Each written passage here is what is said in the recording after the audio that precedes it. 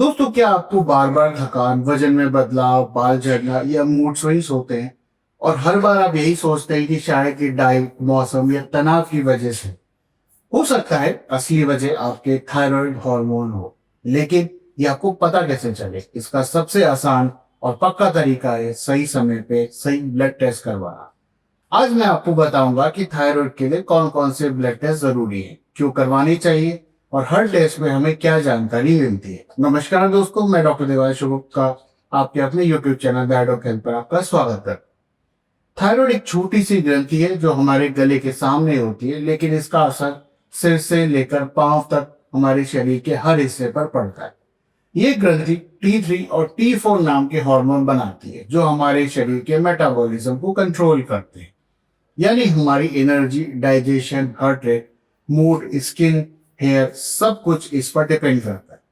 समस्या तब होती है जब थायराइड हार्मोन ज्यादा बनने लगता है या बहुत कम बनने लगता है।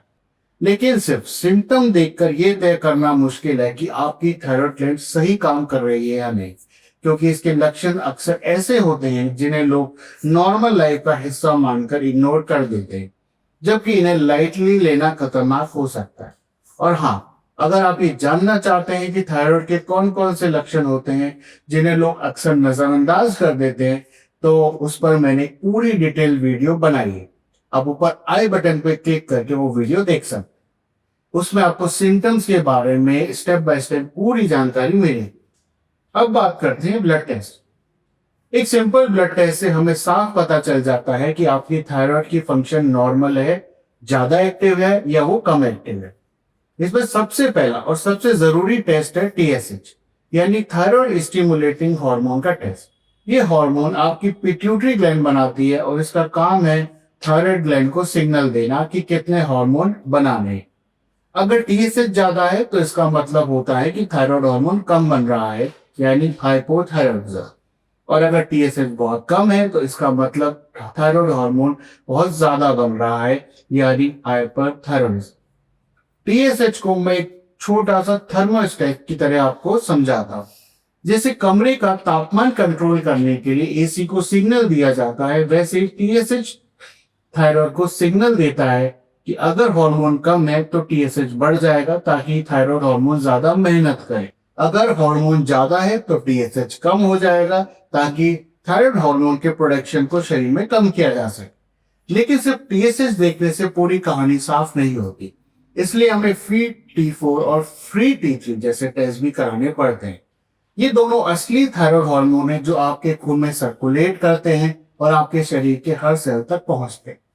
फ्री T4 वो मुख्य हार्मोन है जो थायराइड हार्मोन बनाता है, और फ्री T3 उसका एक्टिव फॉर्म है जो मेटाबॉलिज्म को डायरेक्टली कंट्रोल करता है। कई बार TSH नॉर्मल आता है, लेकिन T3 या T4 में बदलाव होता है, जिसे सब क्लिनिकल थायराइड डिसऑर्डर कहते हैं। अगर हम सिर्फ TSH देखें और बाकी इग्नोर कर दें तो ये कंडीशन पकड़ में नहीं आती। अब आते हैं ऑटो इम्यून थायराइड डिजीज पर। कई लोगों में थायराइड की समस्या इसलिए होती है क्योंकि शरीर की इम्यूनिटी ही थायराइड ग्लैंड पर अटैक करने लगती है।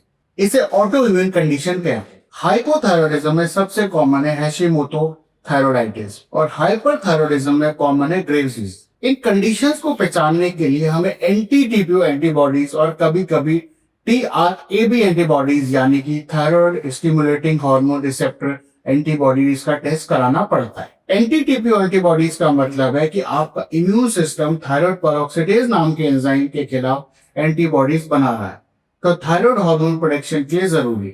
अगर ये एंटीबॉडीज हाई हैं तो इसका मतलब है कि आपकी थायराइड ग्लैंड धीरे धीरे डैमेज हो रही है और आपको फ्यूचर में हाइपोथायराइडिज्म हो सकता है, भले ही अभी आपका TSH नॉर्मल। मेरे पास एक पेशेंट आई थी, 30 साल की थी, जिसका TSH नॉर्मल था, लेकिन बार बार फटीग यानी कमजोरी महसूस होना, थकावट महसूस होना, वेट गेन और हेयर लॉस की उनको शिकायत। तब हमने उनका एंटी-TPO एंटीबॉडीज चेक किए तो वो बहुत हाई निकले। इसका मतलब था कि उनका शरीर थायराइड को धीरे धीरे नुकसान पहुंचा रहा था और आने वाले सालों में उन्हें हाइपोथायराइडिज्म का रिस्क हो गया था। हमने अर्ली लाइफस्टाइल चेंजेस किए, उनकी मॉनिटरिंग शुरू की, जिससे बीमारी के असर को डिले किया जा सके। दोस्तों, एक और टेस्ट है थायरोग्लोबुलिन टेस्ट, जो खासकर थायराइड कैंसर या सर्जरी के बाद मॉनिटरिंग में किया जाता है। कि हर पेशेंट के लिए जरूरी नहीं है, लेकिन जिसका थायराइड रिमूव हुआ है या जिनका थायराइड कैंसर ट्रीट हुआ है उनको लिए ये बहुत महत्वपूर्ण है। थायराइड टेस्ट करवाने का एक बहुत बड़ा फायदा ये है कि अर्ली स्टेज पर ही हम प्रॉब्लम को पकड़ पाते हैं। कई बार मरीज सालों तक सिम्टम्स के साथ जीते रहते हैं और जब डायग्नोस होता है तो डैमेज काफी हो चुका होता है। जबकि एक सिंपल ब्लड टेस्ट जिसकी कीमत किसी डिनर से भी कम होती है आपको सालों की परेशानी से बचा सकता। मैं हमेशा अपने पेशेंट्स को यही कहता हूं, अगर आपको unexplained fatigue, weight change, hair loss, skin dryness, constipation, palpitation, anxiety या पीरियड्स में गड़बड़ी जैसे सिम्टम है तो थायराइड का टेस्ट जरूर करवाएं। और अगर फैमिली में किसी को थायराइड की प्रॉब्लम है तो हर साल उसकी स्क्रीनिंग करवाना और भी जरूरी हो जाता है। थायराइड के लिए बेसिक प्रोफाइल में TSH, free T4, free T3 और अगर जरूरत हो तो NT-TP एंटीबॉडी शामिल होने चाहिए। बाकी टेस्ट डॉक्टर आपकी हिस्ट्री और उसकी कंडीशन को देखकर सजेस्ट करेंगे। अगर आपको दोस्तों ये जानकारी मददगार लगी तो अपने कमेंट में बताएं, क्या आपने कभी थायराइड टेस्ट करवाया है और अगर करवाया है तो उसकी क्या फाइंडिंग्स आई। ऐसी सटीक और आसान भाषा में मेडिकल जानकारी लेने के लिए हमारे चैनल को सब्सक्राइब करना ना भूलें। मैं डॉक्टर देवांशु गुप्ता मिलूंगा आपको अगले वीडियो।